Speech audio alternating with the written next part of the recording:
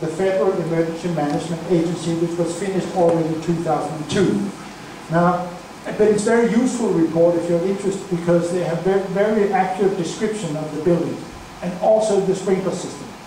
And according to the FEMA report, the system was turned off in the morning on September 11th because they were having a drill. They were tested on the day. That was actually turned off, according to FEMA. And the FEMA report also ends with no conclusion. They say they have no explanation for why Building 7 is going down.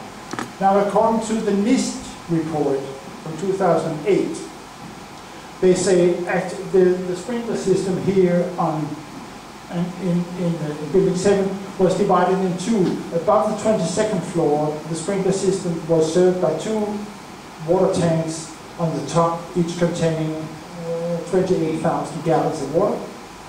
But the lower 22 floors were served by the city water. And this is what is relevant, because everything here is from the 7th to the 12th floor. So this is the part of the sprinkler system being supported by the city water.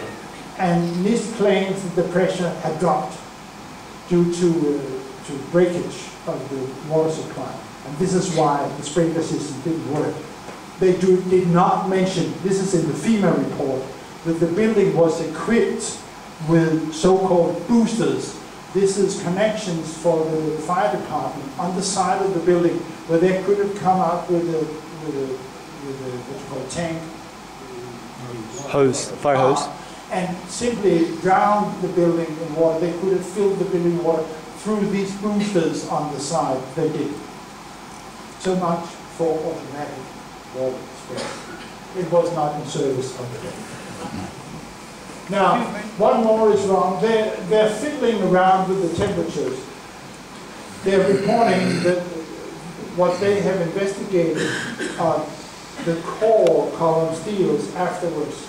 They have seen no steel with temperatures beyond 300 degrees. And this you can see from the primer paint on the steel beams, how hot it has been, and other beams also. Still, they claim that in the northeast corner, maybe temperatures of 600 degrees was reachable under the ceiling and the floor beams. Now, the reason why they are some fiddling around with the temperatures will become evident in a little while. But let me just mention in between that I also took my calculator and calculated how much actually did this steel beam expand. And this is only 2.5 centimeters in each end upon a temperature line to 300 degrees. This is not so important. What is more important is actually that NIST did experiments when they worked on the towers. And one thing they did was that to take a model of a floor assembly, 10 meters tall, and put it into an oven and heating it up and expecting it to fall. The point is, it didn't. They heated it to 800 degrees and it still remained there. Then they have to stop the experiment because the thermocouple failed. What happens to the floor assembly when you heat it up? It sags. It looks like this.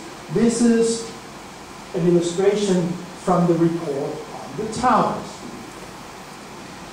And this is NIST doing experiments. So what happens to a floor? It starts sagging when you hear it. This is wonderful, because this is what we want as scientists. We want to do experiments, we want to make observations, we want to make conclusions based on experience. And this is NIST. Actually, this result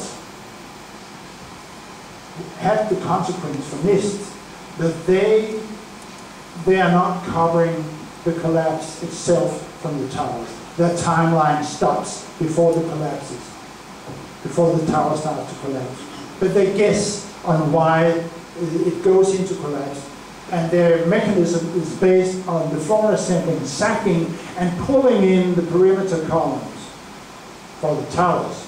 Now they're saying that in Building 7, actually, that the floors remains rigid, and is pushing not the perimeter columns, but the central girders of its seats. Now, so warm beams do not fall, they sag. There's no mechanism for why the collapse should spread horizontally through building 7. Why should it do that? I showed you a picture of what happened to a building when the column failed. It just sits there. Okay, and this is a very fundamental property of nature. You cannot expect a symmetrical consequence, results, when you have asymmetrical damage. You would expect the building to go down like this or something, if it ever should go down. Now, another thing is, they want us to believe that the whole center is going down without any obvious sign to see on the outside. Do we really believe this? I'll show you a little video, hopefully. Yeah, we have to pick up a little plug-in first. No. Oh, that is a shame.